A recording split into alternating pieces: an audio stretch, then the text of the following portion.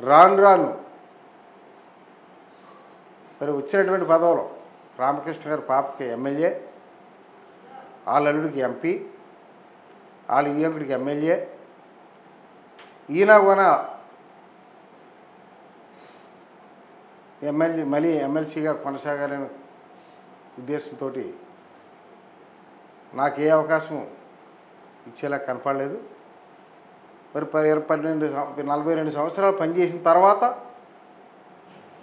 రాజకీయాల్లో ప్రజల మధ్య ఉన్నటువంటి వ్యక్తి ఏదో ఒక పదవి ఉంటేనే ప్రజల ముందుకు వెళ్ళగలగాలనే సదుద్దేశంతో ఇంక ఈ పార్టీలో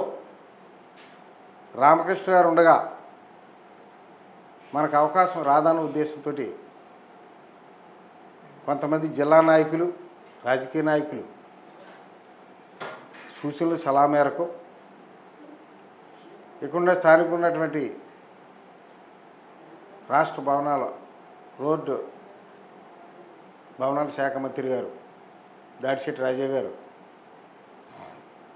అదేవిధంగా సునీల్ ఎంపీ గారు కలిపి తప్పనిసరిగా మా పార్టీలోకి వచ్చినట్టయితే నీ కోరిక నెరవేరుస్తామని చెప్పడం జరిగింది. ఆ విధంగానే జగన్ గారి దగ్గరికి వెళ్ళడం,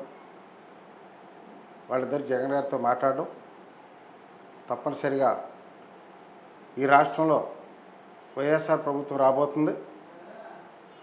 తుల్లో దాడిశెట్టి గారు రాజా గారు నెగ్గబోతున్నారు, కాకినాడ ఎంపీగా సునీల్ గారు నెగ్గబోతున్నారు, నీకు తప్పనిసరిగా మంచి గుర్తింపు ఇచ్చే కార్యక్రమం నేను చేస్తానని జగన్ గారు మాట్లాడడం జరిగింది. దాన్ని దృష్టిలో పెట్టుకుని ఈరోజు నేను పార్టీ మారడం జరిగిందని తెలియజేస్తాను.